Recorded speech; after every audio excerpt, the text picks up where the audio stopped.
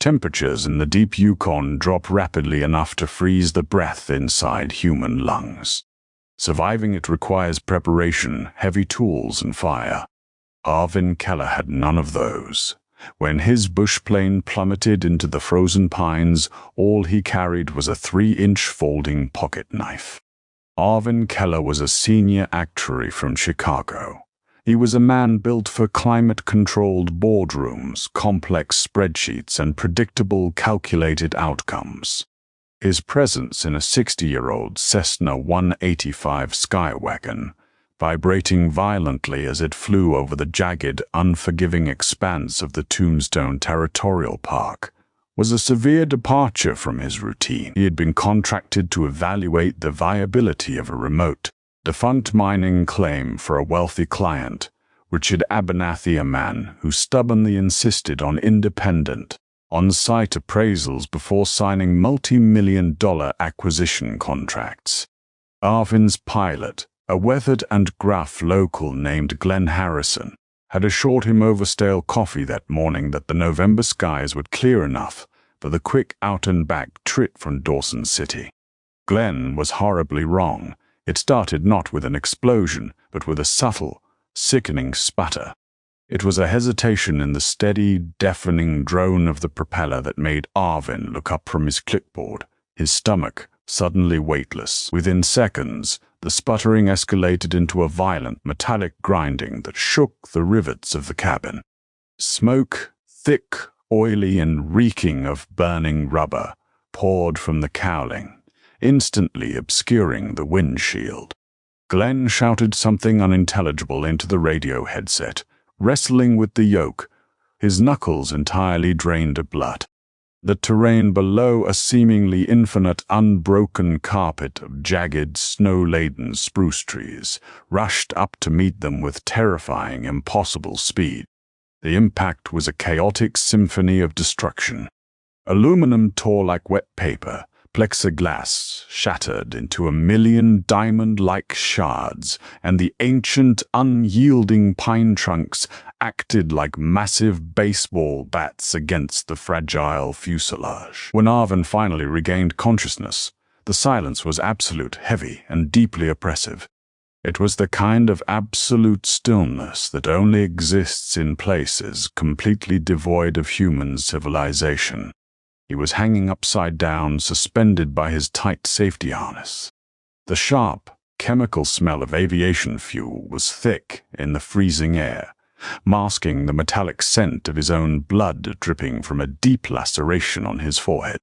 Panic, cold and sharper than the wind, pierced his chest. He fumbled frantically with the buckle, his fingers already stiffening in the plunging temperature. The clasp gave way, and he dropped heavily to the ceiling of the inverted cabin, gasping violently as blinding pain flared in his bruised ribs. "Glenn," Arvin rasped, his voice sounding thin, pathetic, and instantly swallowed by the vastness outside. He crawled slowly over the debris toward the front of the mangled cabin. Glenn was still strapped into his seat, but the entire engine block had been violently pushed back through the firewall upon impact. Arvin didn't need his decade of risk assessment training to know that the pilot had died instantly. The brutal, unvarnished reality of his situation settled over him like a suffocating lead blanket. He was entirely alone. More terrifyingly, he was miles off course. Glenn had banked sharply west during the engine failure, desperately trying to find a flat, frozen lake he knew of to execute a belly landing. The radio had died before he could relay their new coordinates. Nobody in the world knew exactly where Arvin Keller was. Arvin scrambled backward, kicking his way out of a shattered side window and collapsing into waist-deep, powdery snow. The cold was not merely a temperature, it was a physical entity, biting into his exposed skin with malicious intent. He looked down at himself. He was wearing a wool peacoat, dress slacks, thin thermal underwear, leather driving gloves, and waterproof city boots. It was an outfit meant for a brisk Chicago commute, not Arctic survival. He forced himself to stand, his breath pluming in the frigid air like engine exhaust. He needed supplies. He needed the bright orange emergency survival kit Glenn had pointed out before takeoff. For an agonizing hour, Arvin frantically dug through the scattered wreckage. He sliced his hands on jagged edges of torn aluminum, ignored the throbbing in his chest, and pulled apart the smoking debris. Nothing. The rear cargo compartment had been completely crushed and ripped open upon impact, its contents likely scattered over a mile of dense, impenetrable forest before the plane finally came to a halt.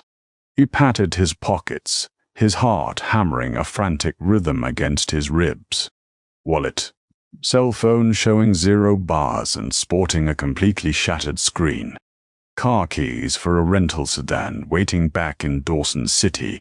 And then his right hand brushed against a familiar, heavy lump in his coat pocket. He pulled it out. It was a classic Victorinox Fieldmaster pocket knife. Sarah, his fiancée, had bought it for him as a joke before the trip, telling him to fight off the bears. It had a main blade barely 3 inches long, a smaller secondary blade, a tiny serrated wood saw, scissors, a can opener, and a Phillips head screwdriver. Arvin stared at the little red handle, the silver cross emblem catching the fading, anemic afternoon light. In every wilderness survival manual ever written, the absolute first rule of the boreal forest is to secure a heavy cutting tool, an axe, a hatchet, or a large folding saw to process firewood and build robust shelter. The trees out here were thick, the wood frozen solid as iron.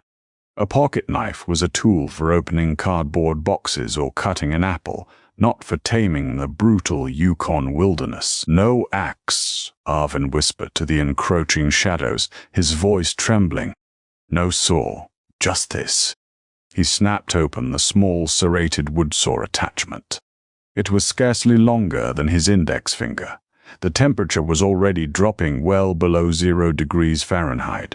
The sun was dipping below the jagged tree line, painting the sky in deep bruises of purple and black.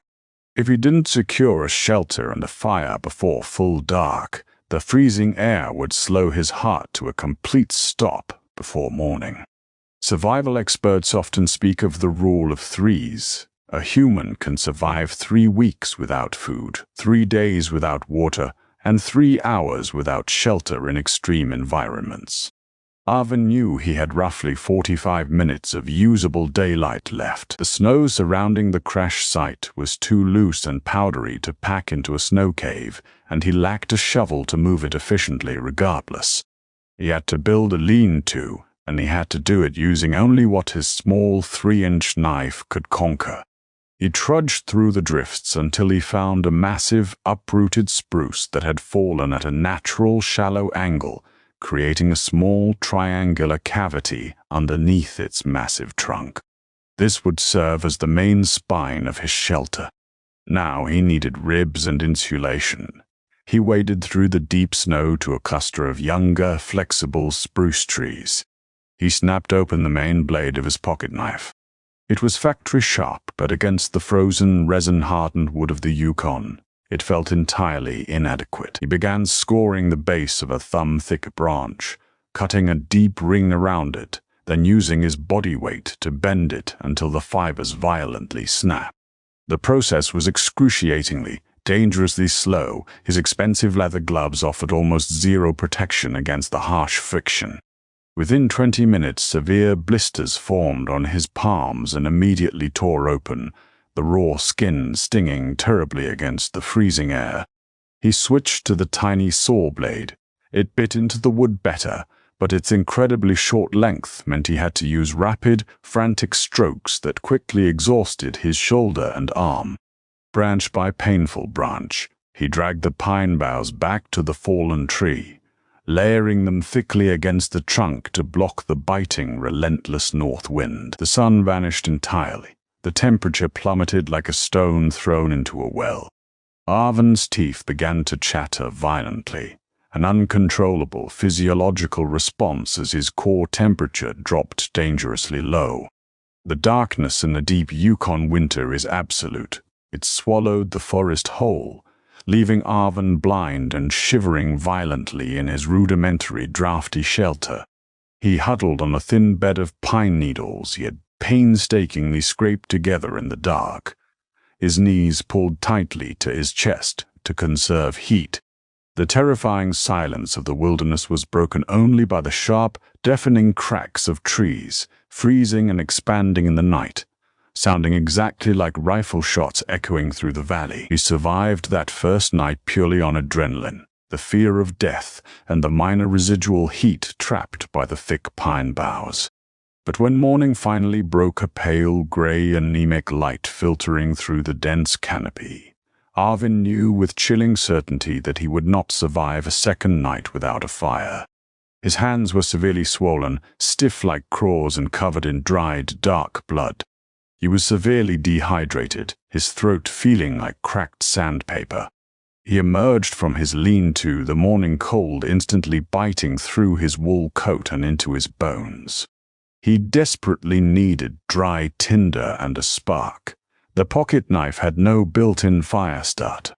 He had no matches. He had his cracked cell phone, but trying to short-circuit the lithium battery without highly combustible tinder was a massive gamble. If it failed, he would have nothing. He began to walk in slowly expanding circles around the crash site, his eyes scanning the blinding white landscape for anything useful. It was on his third wide circle, roughly a quarter mile from the wreckage, that he noticed a strange anomaly in the snowdrifts. It was a mound that looked far too geometric, too perfectly square to be a natural formation. Hope, fierce, sharp, and almost painful, flared in his chest. He plunged through the deep snow, falling to his knees and scraping away the frozen crust with his numb, bleeding hands. It was wood. Hewn, flat logs. It was an old, collapsed structure, a trapper's cache, likely built and abandoned decades ago. Arvin tore the rotting, frozen wood with the frantic energy of a dying man. If there was a cache, there might be waterproof matches. There might be a rusting, heavy axe. There might be a heavy wool blanket or a rusted tin of kerosene. He used the flat screwdriver attachment of his pocket knife to pry desperately at the stubborn, frozen floorboards of the collapsed roof. The small tool groaned under the pressure, the metal bending dangerously. Arvin prayed to whatever was listening that it wouldn't snap. If he broke the knife, he lost his only lifeline. Finally, with a loud crack, a board gave way. He reached his arm deep into the dark, musty interior cavity. His fingers brushed against something hard and metallic. He hauled it out into the light. It was a large, rusted tin canister. He pried the lid off, his heart soaring with anticipation, only to find it filled with nothing but decayed, powdery mouse droppings and the thoroughly shredded remains of what might have once been a canvas sack. A heavy, broken sob escaped his cracked lips. The twist of fate was incredibly cruel. The Yukon was mocking him. He kicked the snow in blind frustration, ready to collapse and give up. But as his heavy boot violently disturbed the loose dirt beneath the pried floorboards, something small, cylindrical, and black caught the faint morning light. Arvin froze. He knelt back down, his breath catching in his throat, and carefully brushed away the frozen dirt. It was a ferrocerium rod, a heavy-duty survival fire starter. It was heavily oxidized, pitted with years of age, and completely missing its metal striker, likely dropped by the trapper decades ago and lost in the cracks of the floorboards. Arvin picked it up, his trembling hands gripping the small rod like it was a holy relic. A ferro rod. He didn't have the designated striker, but he didn't need one. He had the hard, squared steel spine of his Victorinox blade. He rushed back to his lean-to as fast as his freezing legs could carry him. He spent 2 agonizing hours meticulously scraping the dry, papery outer bark of a dead birch tree using the sharp edge of his pocket knife's main blade. creating a massive, fluffy bird's nest of highly flammable wood shavings. He gathered a large pile of tiny dead spruce twigs from the lower trunks of the surrounding trees, branches so dead they snapped like dry matchsticks. Kneeling in the snow, his entire body shivering uncontrollably, Arvin positioned the oxidized ferro rod directly over the center of the birch bark nest. He closed the blade of his knife, opting to use the sharp 90-degree outer edge of the closed tool to maximize friction. He pressed the steel firmly against the rod and pushed down hard. Nothing happened. He tried again, pressing harder. A weak, pathetic orange spark flew off, landing in the damp snow and dying instantly. "Come on," he begged, his voice a hoarse, desperate whisper. "Please." He changed his angle, gripping the small red handle of the knife so tightly his knuckles turned yellow. He ignored the burning, searing pain in his blistered hands. He scraped the spine of the knife down the length of the rod with every single ounce of strength he had left in his freezing body. A massive shower of brilliant white-hot sparks erupted from the rod, raining down directly into the center of the birch shavings. A tiny tendril of thick white smoke curled upward. Then a microscopic, beautiful orange flame appeared. Arvin dropped the knife and cupped his shaking hands around the flame, blowing incredibly gently, feeding it vital oxygen. The flame grew, catching the frayed edges of the bark, then licking aggressively at the tiny spruce twigs he piled on top. Within 5 minutes he had a roaring, crackling fire. The intense heat radiating against his frost-bitten face felt like absolute salvation. He sat back, tears finally cutting tracks through the soot and dried blood on his face. He had won the day, but the Yukon wilderness is not easily conquered. As Arvin huddled closely by his small life-saving fire, finally feeling the blood return to his numb toes, the wind began to shift. The low hum through the trees escalated into a violent, screaming howl. The towering tops of the ancient spruce trees swayed aggressively. The sky above, previously a passive pale gray, rapidly turned a dark, ominous color of bruised iron.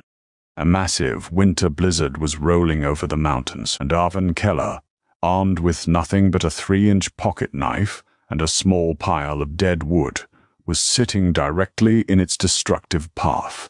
Snow did not merely fall, it drove sideways like blinding, frozen sand. The impending blizzard slammed into the Tombstone Territorial Park with the concussive force of a freight train, ripping the dead spruce branches from their trunks and violently burying Arvin Keller's meager crash site. The temperature, already lethal, plummeted into a terrifying abyss. Arvin huddled frantically inside his flimsy lean-to.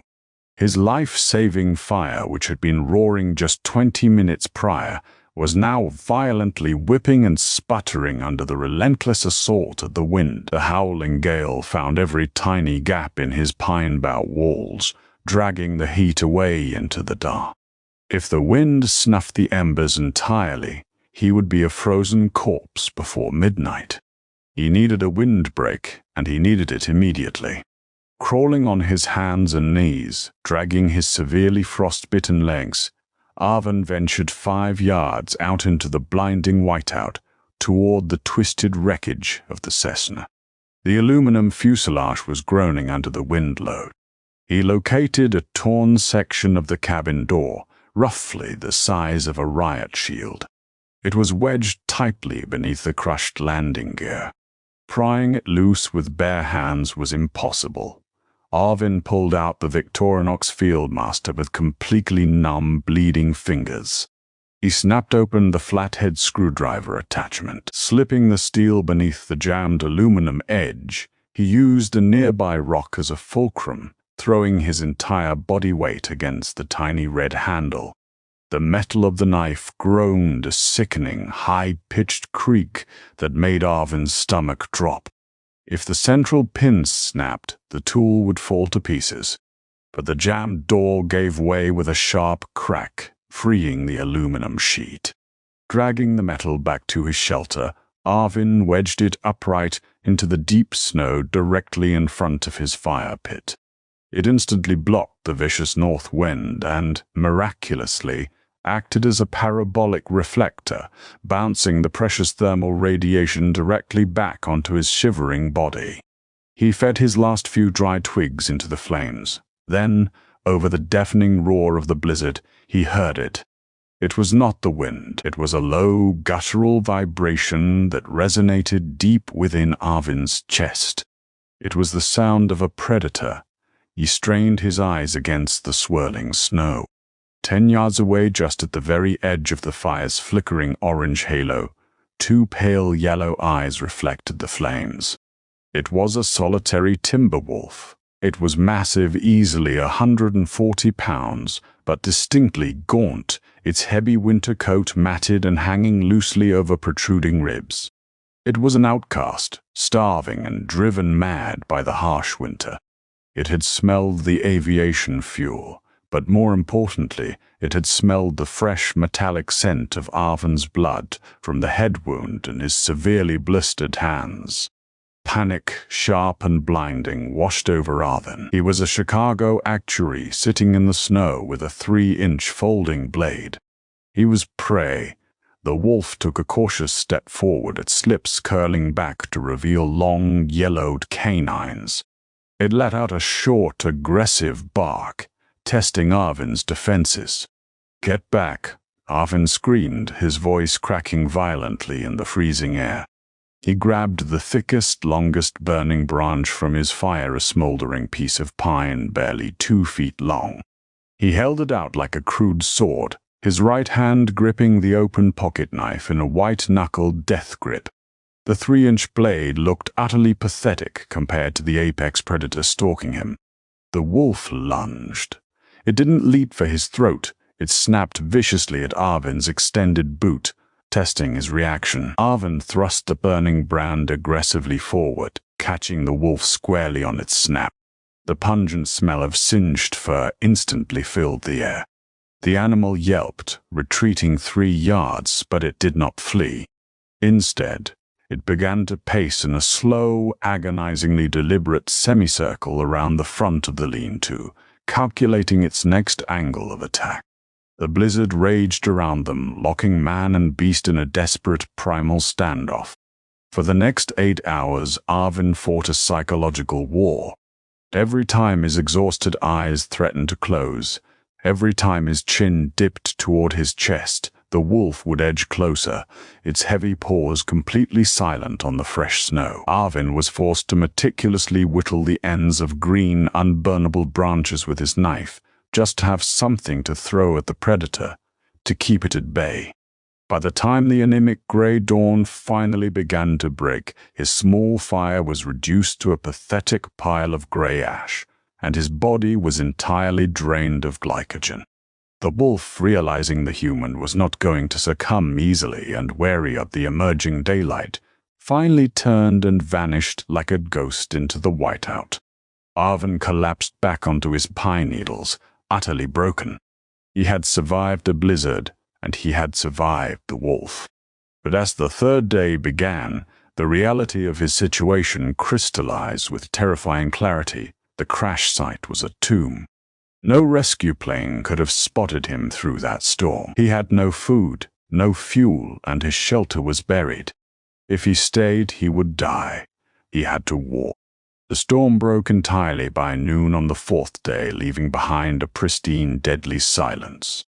The sky was a vibrant, mocking, crystal-clear blue. The temperature lingered around 20 below zero. Arvin's stomach was no longer growling.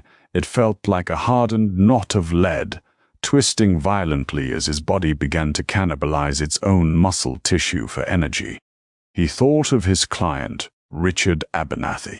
The ruthless billionaire would view Arvin's disappearance as a minor logistical inconvenience, writing off the contract and hiring another firm within the week. He thought of his fiancée Sarah waiting in their warm apartment. He vividly hallucinated the smell of her coffee brewing, a phantom scent so real it brought hot tears to his eyes. He remembered the pilot, Glenn Harrison, mentioning a flat, frozen lake to the west right before the crash.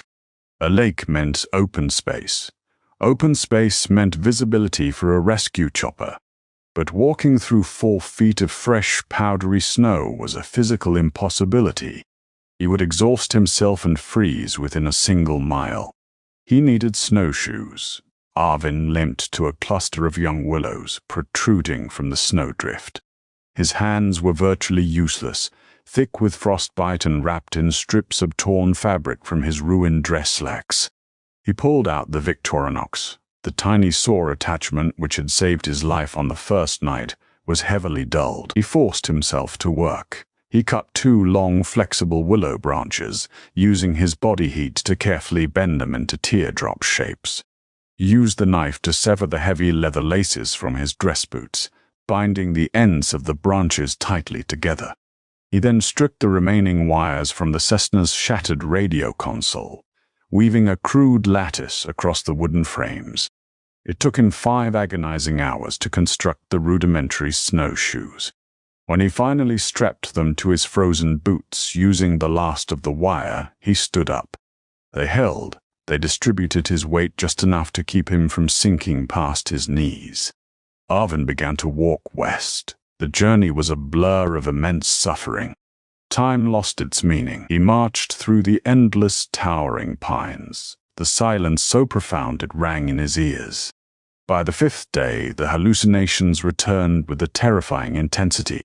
He saw towering skyscrapers made of dark ice. He heard Chicago traffic rushing through the treetops. He kept seeing Glenn Harrison walking just a few paces ahead, turning back to mock him. "Should have brought an axe, Arvin." The phantom pilot laughed. "Shut up," Arvin croaked, clutching the small red pocket knife in his pocket like a talisman. On the morning of the 6th day, Arvin stumbled out of the dense tree line and violently collapsed. His crude snowshoes splintered beneath him. He hit the ground hard, his face sinking into the freezing powder. He didn't have the strength to push himself back up. He slowly rolled onto his back, staring up at the blinding blue sky. He was done. His body had simply run out of fuel. He closed his eyes, the icy numbness finally feeling warm, welcoming, and peaceful. Then he felt a vibration. It was faint at first, transmitted through the frozen ground beneath him. A rhythmic, aggressive throbbing. Arvin forced his heavy eyelids open. A hallucination, he thought. Just another trick of the dying brain. The vibration grew louder, evolving into the sharp, whining roar of a 2-stroke engine. Suddenly, bursting through a snowdrift 50 yards away, came a bright yellow snowmobile, kicking up a massive rooster tail of white powder. Arvin tried to yell, but his throat only produced a dry, pathetic rasp. He forced his right arm upward, his frozen fingers weakly clutching the bright red handle of the Victorinox knife, hoping the sun would catch the silver emblem. The snowmobile jerked to a violent halt. 2 men, heavily bundled in Arctic survival gear, leaped off. Wyatt Thompson and Cole Davis were off-grid surveyors mapping a new logging route. They weren't looking for a downed plane. They were entirely off the grid themselves. "Holy hell!" Wyatt yelled, plunging through the snow toward Arvin. "Cole, grab the thermal blanket. We got a survivor." Wyatt dropped to his knees, frantically brushing the snow from Arvin's pale, frost-covered face. Hey, buddy, stay with me. Can you hear me?" Arvin looked up at the man, his vision blurring heavily at the edges. He felt the intense artificial heat of a mylar blanket being wrapped tightly around his shivering shoulders. "Abernathy," Arvin whispered deliriously. "Contract is void." "You're safe now, pal," Cole said, hauling Arvin upright and supporting his weight. "We're getting you to Dawson. You're going to make it." As they lifted him onto the back of the idling snowmobile, Wyatt looked down at Arvin's right hand, which was locked in a severe, rigid claw. "Let it go, buddy," Wyatt said gently, trying to pry Arvin's fingers open. "You don't need it anymore." But Arvin Keller's grip was like iron. He absolutely refused to drop the 3-inch pocket knife. It had built his shelter, it had sparked his fire.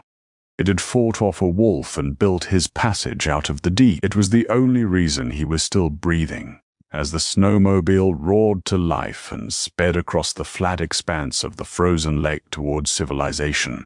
Arvin finally let his eyes close, the red handle still pressed tightly against his beating heart. If Arvin's incredible tale of wilderness survival against completely impossible odds kept you on the edge of your seat today, please hit that like button and share this video with your friends. Don't forget to subscribe and ring the notification bell for more gripping, real-life survival stories every single week. What would you do with just a pocket knife? Drop your survival strategies in the comments below and stay safe.